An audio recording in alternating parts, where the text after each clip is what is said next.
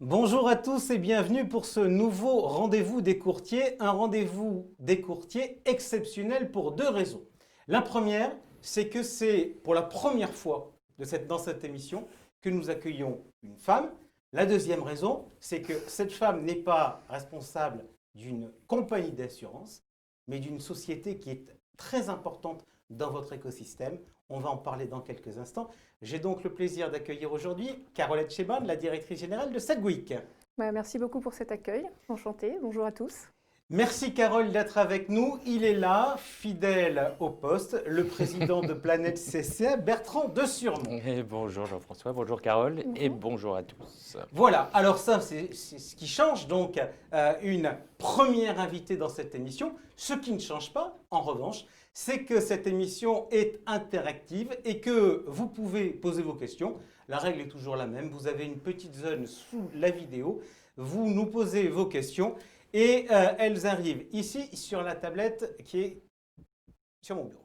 Allez, on attaque tout de suite. Sedgwick, tout le monde ne connaît pas forcément, mais d'abord, je voudrais qu'on parle de vous, Carole. Votre parcours professionnel qui vous a amené jusqu'à la direction générale de Sedgwick France, quel est-il? Alors du coup, j'ai passé toute ma vie dans l'assurance, en B2B ou en B2C. J'ai été nommée directrice générale de Sedgwick il y a 2 ans. Voilà, c'est à peu près tout ça. Alors, Sedgwick, c'est un nom qui ne sonne pas très berrichon. L'histoire de la maison, c'est groupe international? Oui, principalement, mais quand même avec une grosse présence française. Donc ensuite, je réponds à vos questions. Alors, international, combien de personnes? Combien de pays? Alors, donc, nous sommes 27 000 salariés à l'international, présents sur 65 pays, avec une grosse base aux États-Unis. Et puis, du coup, en France, donc, nous sommes filiales à 100% de ce groupe, comme toutes les autres filiales du groupe. Nous sommes 800. J'ai la chance d'être entourée et soutenue par 800 collaboratrices et collaborateurs de qualité et engagés, passionnés par leur métier, je pense. Nous intervenons partout en France. Pour l'instant, nous avons 30 bureaux et nous sommes en phase d'expansion. Nous intervenons tant sur le dommage du particulier que sur le risque d'entreprise et en dommage en RC, avec un certain nombre de spécialités du coup pour nous épauler lorsque les risques sont plutôt de nature entreprise. Alors, je regardais un peu votre actualité. J'ai constaté qu'il y avait eu des informations concernant la nomination de PDG en France au mois d'avril dernier. Comment lire cette nomination? Alors voilà, on disait que c'était les filles et on a tenu 10 minutes. Donc oui, du coup, le groupe investit, continue d'investir en France. Et donc l'arrivée de Xavier Gazet, qui est un bon signe pour nous, c'est aussi une façon d'investir encore et d'accompagner la croissance avec un plan ambitieux. Et donc voilà, donc Xavier vient de nous rejoindre dans des conditions compliquées par cause de Covid. Mais donc là, on démarre. Enfin, en tout cas, on a beaucoup travaillé à distance tous les deux et on est en phase de lancer le plan 2021. Alors, dans les différents métiers, il y a l'expertise. Si vous le voulez bien, Carole, je voudrais qu'on soit très, très pratico-pratique. On va naturellement parler de tous les services que vous pouvez rendre aux courtiers. On parlera d'ailleurs, parce qu'on a d'ailleurs des questions qui sont arrivées, de savoir les offres que vous pouvez avoir sur les différentes typologies de courtiers. Je voudrais juste qu'on commence, si vous le voulez bien, par l'actualité. L'actualité, c'est ce qui est en train de se passer dans le sud-est de la France avec cette tempête Alex. Donc des dégâts qui sont des dégâts majeurs. S'il y avait des recommandations, des conseils pratiques à donner aux courtiers sur ce qui va se passer dans les jours à venir, qu'est-ce que vous diriez? Alors oui, donc déjà, effectivement, c'est un événement majeur. On a souvent des épisodes cévenols dans cette période, mais là, on voit que par l'intensité en fait et la concentration de la zone qui est touchée, même si à côté, il y a des phénomènes de tempête, rien qu'en soi, ça, c'est un événement qui va un peu sortir de l'ordinaire. Et du coup, le process de gestion peut être long, puisque du coup, ce sont des dommages importants. Juste, on attend, on n'a pas encore la situation de décret de catastrophe naturelle? Non, mais elle ne va pas tarder à apparaître. Et en général, quand c'est comme ça, les assureurs nous disent déjà de nous mettre en disposition pour que ce soit le cas. Donc là-dessus, il n'y a pas trop de réserve. Non, par contre, ce qu'il y a, c'est qu'on a aujourd'hui des gens qui sont dans des situations très compliquées, en crise personnelle ou professionnelle pour certains, puisqu'il y a encore les pompiers, les secours ont du mal à arriver. Ça aussi, c'est une particularité.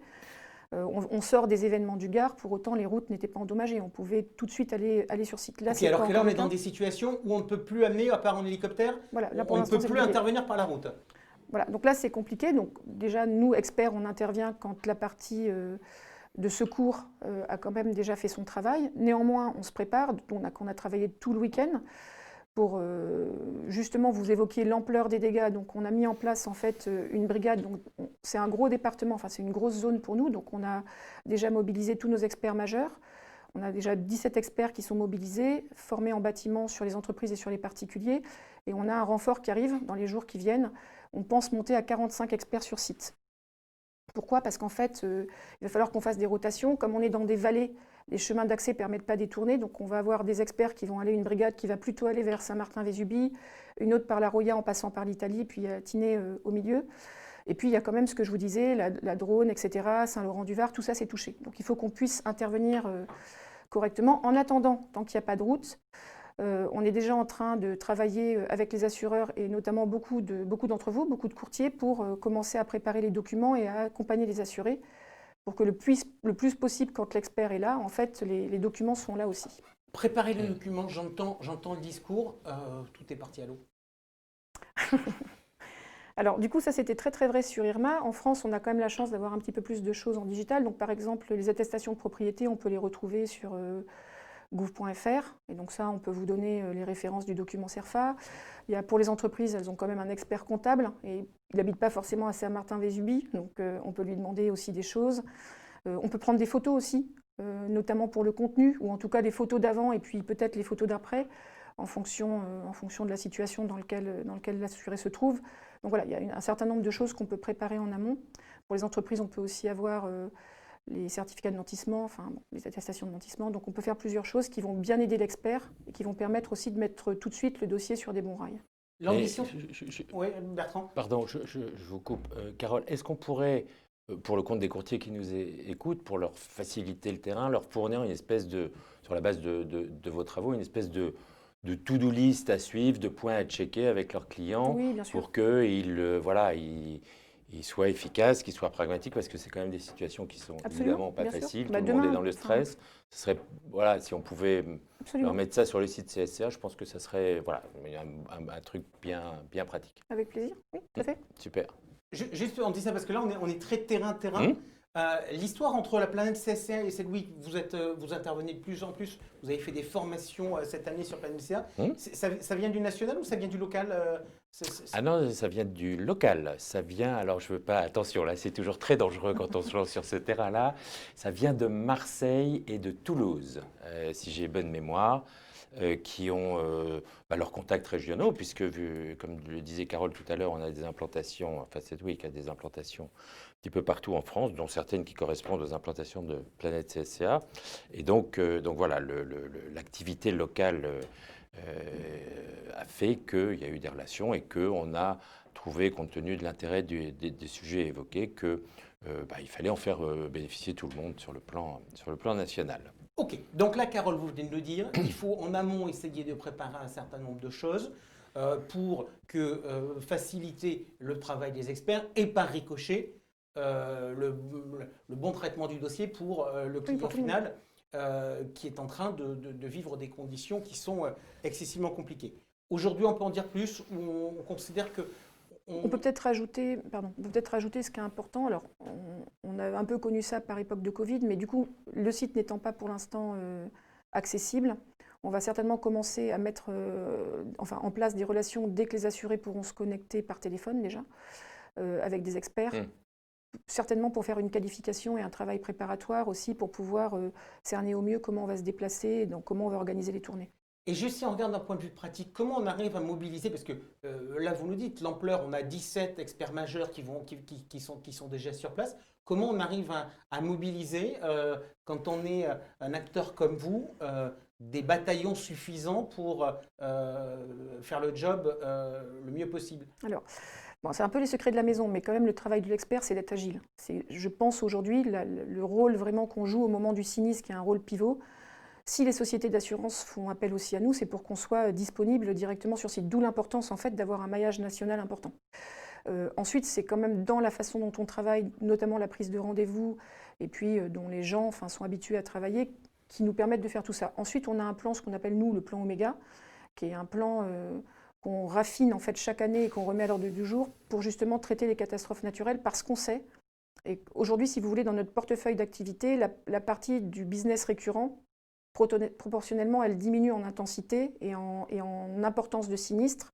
Et là où on devient vraiment prépondérant et sollicité de plus en plus, c'est pour les catastrophes naturelles, qui vont, d'après moi, continuer à augmenter en volume et en criticité, si vous voulez. D'accord. Quand vous nous dites le business récurrent diminue, ça veut dire que finalement les assurances, les accidents basiques ne nécessitent pas d'experts et sont traités entre guillemets Maths. en masse? Alors oui, mais pour deux raisons. D'abord parce que de plus en plus, il y a de la prévention, ou alors des IoT, ou alors une meilleure connaissance qui fait qu'il y a quand même moins de sinistres, toutes catégories confondues. Et puis la deuxième chose, mais qui est aussi très bien, c'est que le digital peut faire toute une partie de la gestion, et donc tout ce que vous appelez la masse, mais en tout cas toute une partie des sinistres de fréquence qui ne nécessitent pas forcément d'intervention humaine, qui sont payés très vite. Donc ça, c'est très bien. Et du coup, pour les experts, en revanche, qui restent, ça va être des dossiers beaucoup plus complexes. Si on compare entre il y a 5 ans et aujourd'hui, un expert va être missionné sur place, même quand le dossier n'aura pas forcément un enjeu important, pour quelque chose d'un peu plus complexe. Ok. Premier job donc, l'expertise. Sedwick, qu'est-ce que vous faites d'autre comme activité? Alors, en fait, c'est pas faire d'autres comme activité, c'est plutôt, je pense, et là Bertrand me rejoindra sûrement, c'est de pouvoir en fait continuer à améliorer la gestion globale du portefeuille, puisque les renouvellements sont compliqués en ce moment. Et donc, du coup, l'idée, c'est de pouvoir observer et analyser tout ce qui se passe pour pouvoir justement mettre en place des plans de prévention ou des formations. Donc, vous évoquiez tout à l'heure nos relations récentes, et effectivement, on a animé un certain nombre de thématiques pour illustrer typiquement les protections ou la perte d'exploitation, voire la prévention en agro.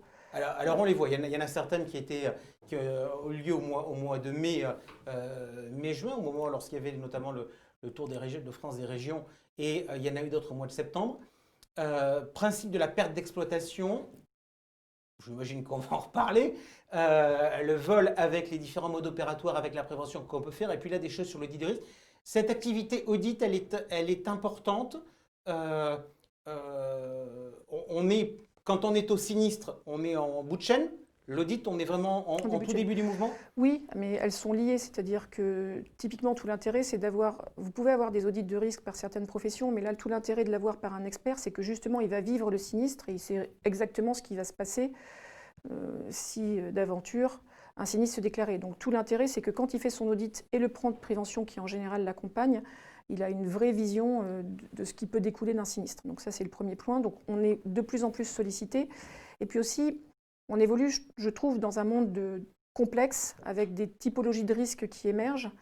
Et donc on a besoin aussi, nous, en tant qu'experts, d'aller se positionner à l'amont en fait, de ces risques pour bien pouvoir les décliner. Et du coup, pour le courtier, c'est quand même tout l'intérêt de aussi pouvoir apporter à son assuré en fait, des services complémentaires autour en fait, de son devoir de conseil. Donc pour vous, courtier, je pense que c'est fondamental aujourd'hui dans certaines disciplines de vous faire accompagner et puis d'acquérir des compétences. Alors, on va maintenant, puisque vous parlez des courtiers, on va regarder les problématiques des courtiers avec mes questions et puis celles qui sont en train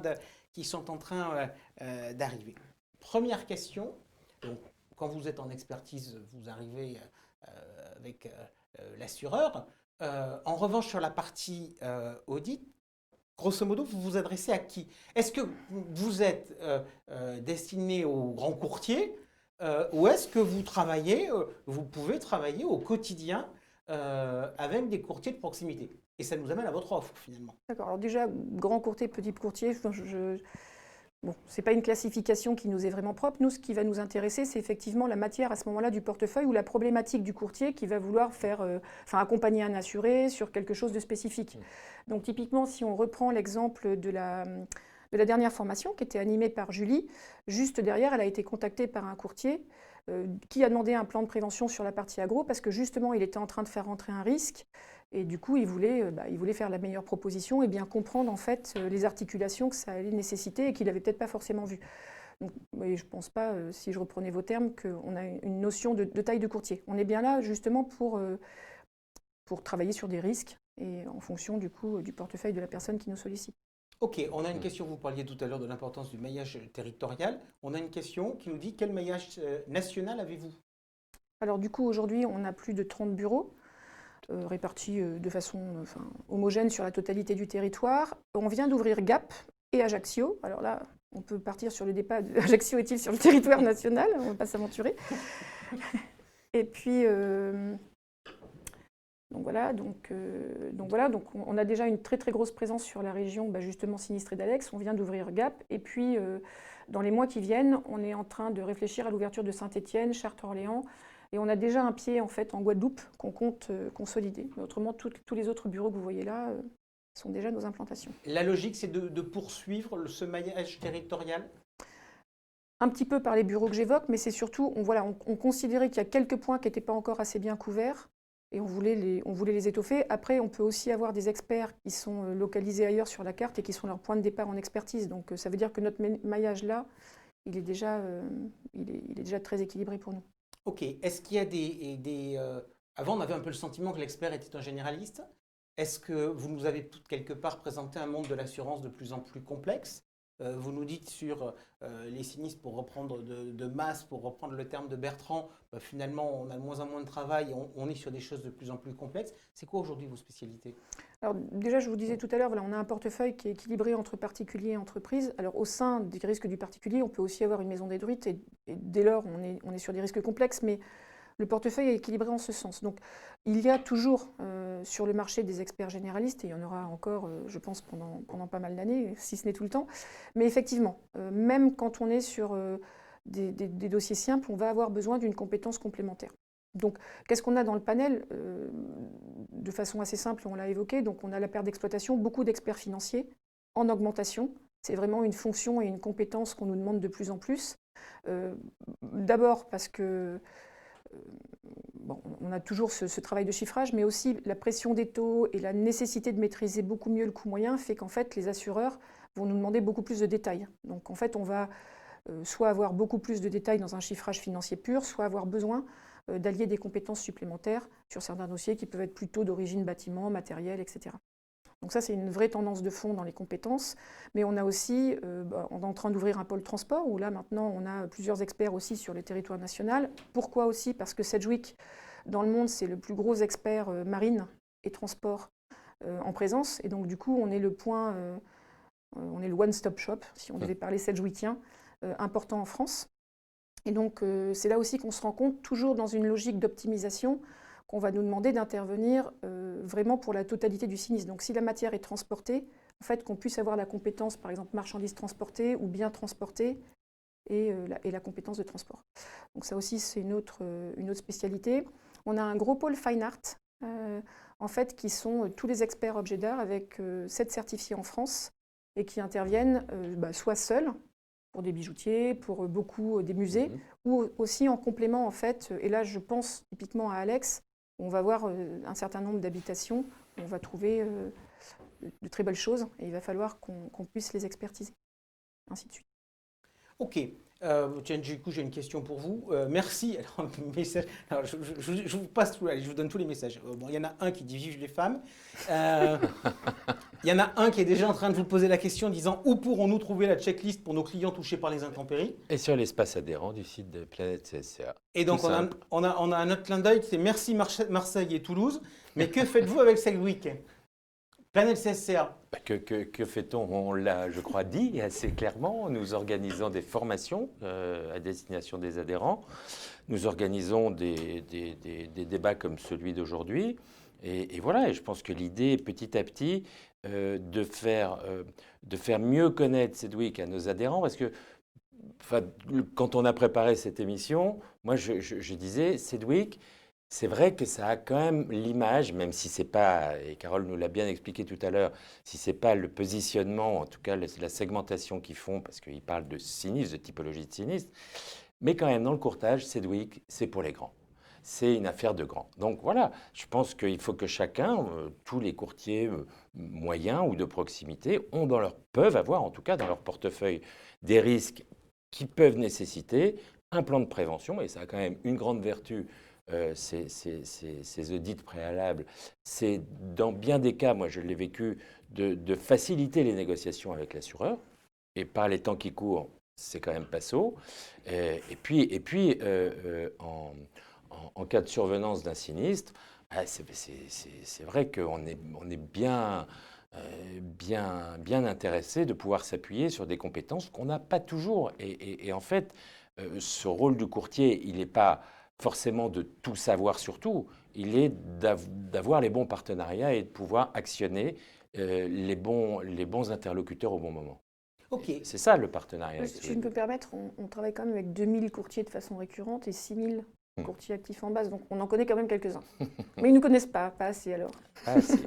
Est-ce que vous pouvez m'être utile dans ma relation commerciale en tant que courtier? C'est-à-dire que Ah oui. là, vous m'avez présenté des choses sur, voilà, on peut faire des plans de prévention, évaluer les risques, etc. Ok, très bien. Il y a la partie, on dit, au moment du sinistre, mais est-ce que dans parce que dans la relation commerciale, vous pouvez avoir une utilité? Est-ce que je peux embarquer des experts de chez vous pour aller voir des clients? Comment ça se passe? Il y a plusieurs volets. Donc déjà, comme le disait Bertrand, effectivement, le fait d'avoir une compétence complémentaire quand on est sur des sujets qu'on ne maîtrise pas forcément, ça c'est important. Donc déjà dans la relation commerciale, si on prend l'année dernière, en fait, on a eu un changement, ce qui est une révolution quand même dans le monde de l'assurance, on a eu un changement de convention.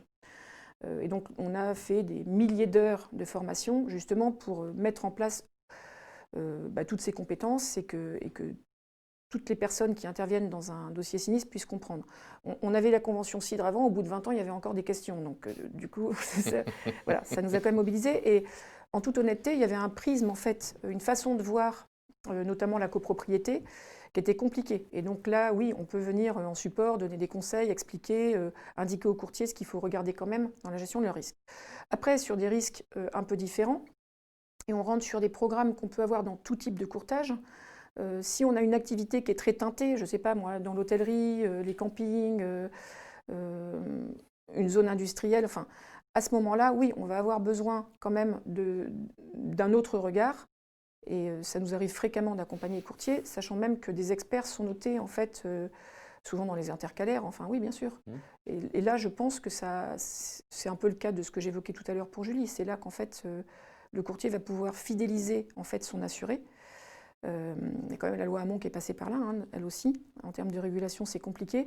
Et puis, on sait tous que gagner un nouveau client, c'est beaucoup plus cher que d'en conserver un. Donc, toute l'idée, c'est quand même de faire en sorte que la confiance s'installe. Et un expert, pour ça, il a vraiment la connaissance de ce monde-là et ce relationnel nécessaire.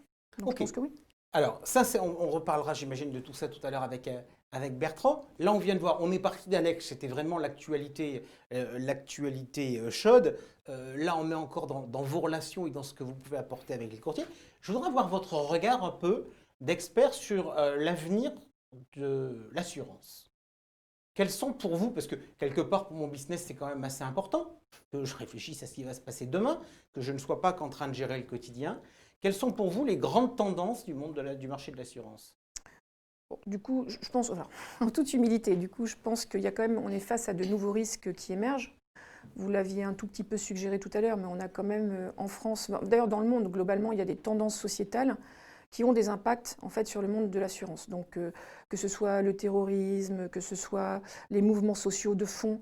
On a connu nous les gilets jaunes, mais il y avait les émeutes à Hong Kong, tout le monde érige des murs. Enfin, on voit bien quand même que dans l'écosystème politique mondial, il y a un effet de balancier qui a des répercussions sur le monde de l'assurance. En ce qui concerne les Français, et typiquement, il y a eu donc les fameuses PE sans dommage des gilets jaunes. Ça, il y a quand même beaucoup de réflexions autour de cette thématique-là. Ensuite, on a les catastrophes naturelles qu'on vient d'évoquer, mais qui sont vraies partout dans le monde. Ça, c'est une deuxième tendance de fond. Et puis, on a aussi un niveau de conformité et de régulation qui est de plus en plus prégnant et qui nécessite aussi des ajustements. Je dirais que c'est les grandes tendances que je vois. Et puis donc oui, ce que j'évoquais, c'est la complexité. C'est qu'aujourd'hui, autour d'un sinistre, en tout cas pour nous experts, on a besoin de mobiliser beaucoup plus de compétences. C'était plutôt dans ce sens-là que j'ai peut-être évoqué le généraliste. Aujourd'hui, dès qu'on est sur des dossiers un petit peu complexes, il va falloir qu'on mobilise beaucoup plus de compétences autour du même sinistre. Juste, la logique de l'assurance, c'est de mobiliser, de modéliser, pardon. On l'a bien vu sur ce qui s'est passé sur la perte d'exploitation sans dommage au moment de la crise, où on a dit, mais de toute manière, il n'y a plus de mutualisation, il n'y a plus de mutualisation ni de modélisation possible. Juste sur le sujet de la sécheresse,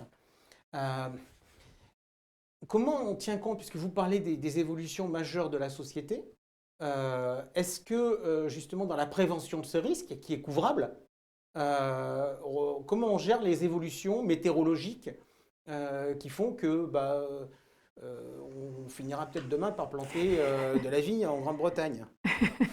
On le fait déjà en Belgique. Bon, déjà, je pense que ce qu'il faut comprendre, c'est qu'effectivement, au fur et à mesure, la sécheresse remonte. Pourquoi elle remonte? Parce qu'en fait, le phénomène argileux en fait, des extrêmes en fait, en termes de température et d'humidité fait qu'à un moment, la résistance des sols, enfin, cet équilibre est rompu, et donc ça monte. Donc on sait de façon certaine que ce phénomène va se décaler, va continuer à se décaler, à s'amplifier sur l'Est et le Nord. Ensuite, aujourd'hui, on a quand même déjà les constructions en place. Donc faire de la prévention déjà sur les constructions en place, c'est un peu plus compliqué. Par contre, pour les constructions à venir, il y a beaucoup de réflexions, effectivement, en ce sens.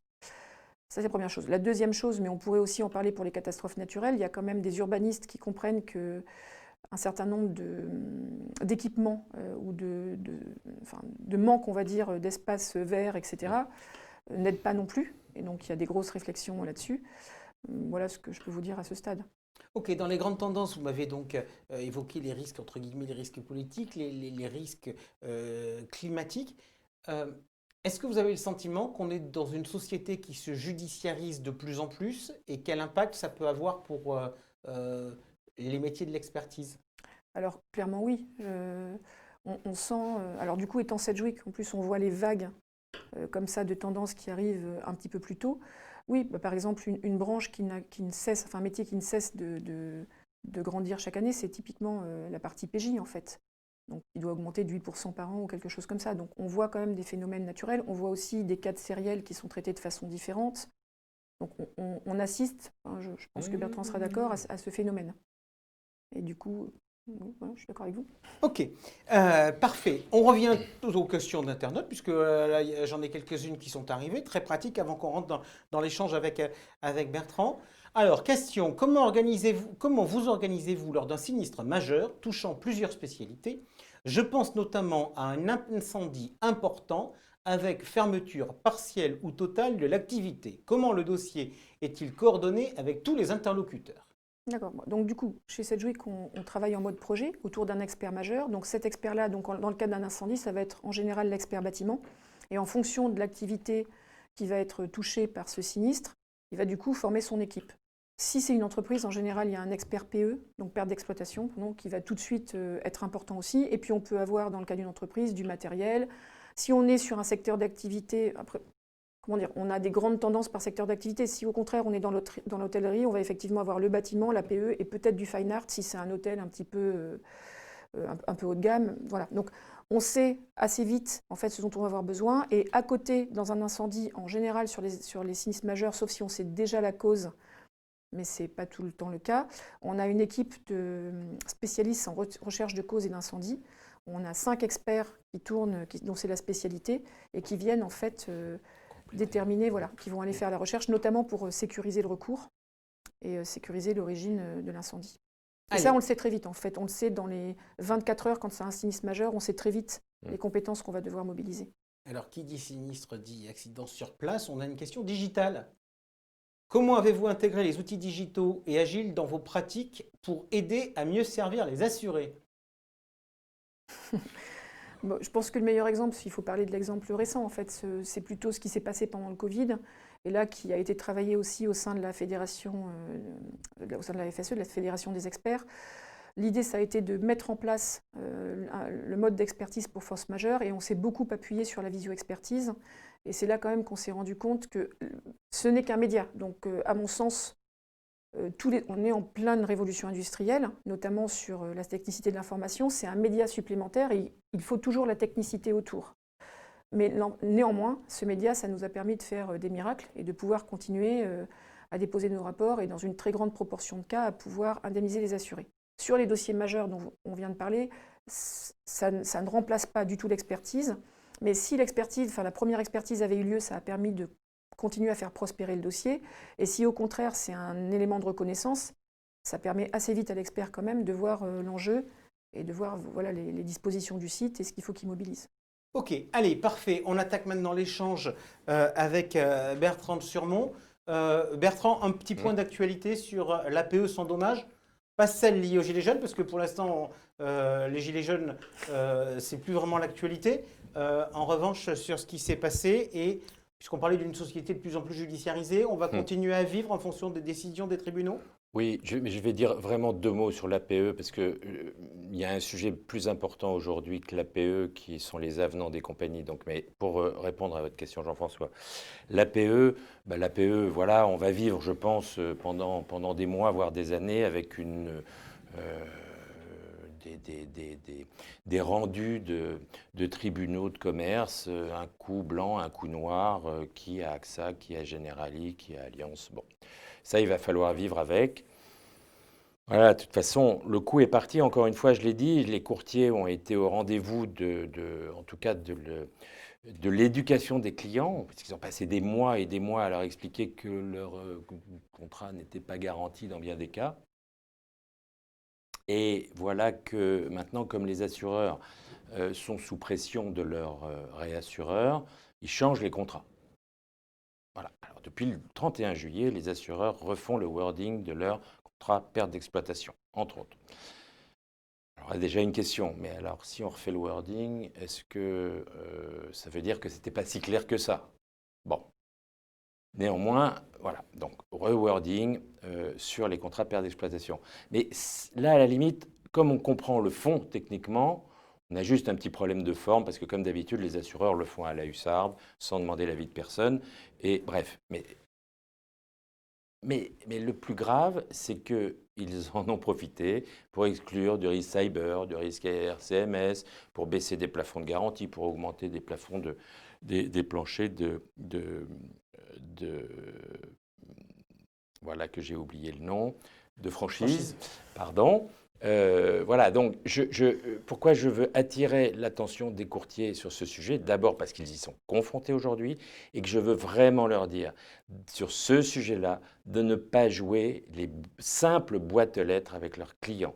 Il faut qu'ils regardent leurs avenants, qu'ils dépouillent les avenants parce que, j'ai envie de dire, un avenant peut en cacher un autre et il peut y avoir, sous couvert d'avenanter des contrats sur un sujet de perte d'exploitation, quelques petites surprises qui se glissent et qui ne sont pas très agréables. Et vraiment, j'insiste, vous êtes conseil de vos clients, vous devez regarder ces avenants et quitte, si de concert avec votre client, vous n'êtes pas euh, en adéquation avec ce que propose la compagnie, à remettre les contrats sur le marché. Ok, c'est donc fait pour ça, un ce que courtier. vous êtes en train de nous dire quand même, c'est que finalement, si on n'y fait pas gaffe, les compagnies d'assurance peuvent mettre les courtiers en risque Ah oui, sur le devoir de conseil. ah oui, c'est très clair. Faites vraiment attention à ça. Ok, le projet de produit de place, il avance? Alors ça, il faudrait. C'est compliqué parce que je pense que la consultation a été achevée le 11 septembre, je crois, de mémoire. Je crois qu'on va pas tarder à voir les résultats, en tout cas pour le groupe de travail qui a participé aux travaux. Maintenant, voilà, c'est un projet qui inclut une partie auto-assurance à base éventuellement de provisions en franchise d'impôts, de captives. Il faut modifier le régime des captives. Une tranche assurantielle, c'est peut-être la moins compliquée. Une tranche réassurantielle, par les temps qui courent, c'est quand même pas évident. Et puis après, une garantie de l'État. Donc, voilà, tout ça avec un ministre des Finances, Bruno Le Maire, qui a déclaré qu'il fallait aller vite. Voilà, certains ont parlé de début 2021. Enfin, ça, c'est juste pas possible. Impossible d'abord parce que le produit n'est pas prêt, d'abord parce qu'on est encore sous le régime d'une pandémie qui est le déclencheur de ce type de garantie. Voilà, après, je ne sais pas vous répondre. Il y a le politique et le technique qui vont se confronter à un moment, je ne sais pas, mais voilà, je pense que si déjà, franchement, on arrive à lancer ce type de produit pour l'échéance des contrats de janvier 2022, ça sera très bien. Ok, Carole, Etchebarn, chez vous, PE sans dommage, Covid, c'était pas un sujet qui vous a fortement impliqué? On est impliqué, alors, on va quand même venir, pas pour analyser la garantie, mais quand même pour faire des évaluations dans un certain nombre de cas. Donc on a eu effectivement des dossiers. Après, si on compare par rapport à nos homologues anglo-saxons, non. Mais voilà, puis aussi on est intervenu à la demande de certains assureurs pour justement leur faire une sorte d'étude de marché pour eux, en fait, en termes d'impact. Donc si, c'est quand même quelque chose qui nous mobilise. Après, c'est au sens générique, en fait, que l'APE, je pense qu'elle va être simplifiée au fur et à mesure comme des tas de garanties. Mais du coup, de l'autre côté, c'est de plus en plus complexe. Tout à l'heure, j'évoquais des hôtels où on se dit, voilà, il faut aller vite, etc. Mais en fait, aujourd'hui, on fait tourner des modèles pour se dire, par exemple, si on discute trop longtemps de la partie bâtiment, on compte les poignées de porte. En fait, pendant ce temps-là, la PE qui court par jour est tellement importante que du coup, il faut qu'on ne calcule plus une PE, on va dire, inerte. En fait, on passe notre temps à l'intérieur des dossiers de fort enjeu à faire tourner des modèles pour s'assurer en fait que c'est la totalité et que ça va vite. Donc, ça nous mobilisera toujours autant. Après, qu'elle soit sans dommage ou pas, de toute façon, faut qu'il y ait dommage direct en assurance. C'est quand même un petit peu la logique. Donc, Ok, alors, autre question qui est liée au Covid, puisque la PE sans dommage, dans le dernier problème, c'était quand même lié aux fermetures administratives et au Covid. Avec le confinement du Covid, il y a eu beaucoup de vols en entreprise. Est-ce que vous possédez des experts spécifiques? pour le vol entreprise, Oui. ah oui, bien sûr. Oui, on en a une trentaine aujourd'hui. Donc, les fameux certifiés que je vous citais, puis tous nos experts quand même spécialistes en entreprise, qui sont bien sûr capables d'intervenir. Ok, tout à l'heure, vous avez dit sur la PE, vous avez évoqué la situation et le fait que Segwit soit un acteur international, donc vous avez vu ce qui se passait ailleurs. Juste, là encore, par curiosité, qu'est-ce que vous trouvez comme spécificité et comme force à la place française en termes d'assurance par rapport à ce qui se passe ailleurs? Ça, c'est une question intéressante, puisque du coup, effectivement, on constate aujourd'hui, enfin, on parle de la PE, on parle des catastrophes naturelles, on a quand même beaucoup. D'abord, on est très bien assuré en France. Il faut quand même en avoir conscience. Et notamment, par exemple, si on prend catastrophe naturelle, l'Australie n'a pas de régime de catastrophe naturelle. L'Australie qui est quand même soit en train de couler sous la boue, soit en train d'avoir un feu de voilà. Donc ça, par exemple, voilà, il y a des pays qui sont, même des pays complètement développés, qui sont beaucoup moins protégés que nous. Donc ça, je pense que c'est une grosse différence. Après, une différence qui n'est pas liée au risque, mais à la pratique, et du coup qui vous intéresse vous, courtier, c'est que la position du courtier dans le maillage assurantiel français est très spécifique, en fait. Par son rôle, c'est pas ce qu'on retrouve dans les pays étrangers. D'ailleurs, il y a beaucoup moins de courtiers. Par exemple, quand je parle avec mes homologues, il n'y a pas ce système justement dans la supply chain de l'assurance. Donc ça, c'est aussi très intéressant et je pense que ça apporte une valeur certaine aux assurés et une meilleure protection. Donc vous avez un rôle privilégié en France. Ok, sur les courtiers, il y a une question qui va se poser. Tout à l'heure, vous parliez des avenants. Il y a les questions des renouvellements qui vont se poser. Oui, vous avez posé la bonne question, Jean-François. Il n'y a pas besoin d'en dire beaucoup plus, Pour finalement. l'instant, j'avais juste laissé 3 petits points. J'avais même pas posé la question. Non, mais les 3 petits points, oui, les 3 petits points se suffisent à eux-mêmes. Tout le monde a bien conscience que les renouvellements 2021 vont être extrêmement difficiles pour plusieurs raisons. La baisse des taux, les résultats des compagnies qui sont en baisse, et il va falloir, on connaît les assureurs, il va falloir qu'ils retrouvent des marges de solvabilité, ça c'est le point technique. Il y a ce qui s'est passé au printemps avec le Covid, qui est le bel opportunisme, et à la limite on ne peut pas les emblâmer, des banques assureurs qui ont fait les gestes qu'il fallait faire au moment où il fallait faire, et ça on a vu, je crois que c'était la semaine dernière, l'interview de la directrice générale de Natexis Assurance qui affiche clairement la voie à suivre. C'est on attaque l'entreprise et on n'a pas peur des assureurs traditionnels. Donc il va y avoir une concurrence acharnée. Et puis il y a ce qu'on évoquait tout à l'heure, ce phénomène d'avenantage au forceps là. Va forcément pousser les courtiers à faire bouger certains portefeuilles. Donc tout ça mis bout à bout, ça va faire un renouvellement.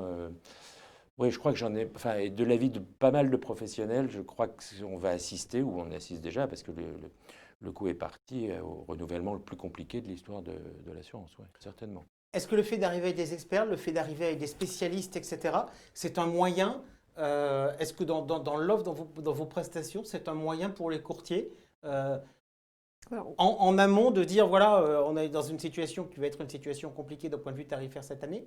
Alors- Est-ce que vous pouvez être utile pour moi, courtier? Oui, donc on l'a évoqué tout à l'heure déjà sur la partie prévention, mais ce qu'on fait aussi dans un certain nombre de cas, c'est mettre en place un programme de suivi, en fait une gestion de compte, justement pour le portefeuille du courtier, pour déjà avoir une gestion extrêmement efficace de la totalité de ses dossiers, et puis travailler avec lui. Par exemple, ce qu'on fait beaucoup en retour d'expérience, c'est à la fin de l'exercice ou tous les 6 mois, c'est de regarder est-ce qu'il y a des nouvelles pratiques ou est-ce qu'il y a des nouvelles zones, par exemple, qui ont été touchées. Donc on l'a beaucoup en grande distribution, qui est un de nos secteurs d'activité, enfin une de nos spécialités.